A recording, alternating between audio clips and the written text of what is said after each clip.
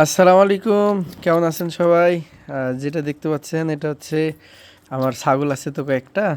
এই যে এই ছাগলটার বাচ্চা হয়েছে গত পরশু দিন।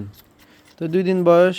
তোর মায়ের দুধ পাচ্ছে না, ওনার মা একটু শারীরিকভাবে একটু দুর্বল হয়ে গেছে, দুধ পাচ্ছে না। তো তো আমি আবার পাউডারের দুধ কিনে নিয়ে আসছি গতকালকে।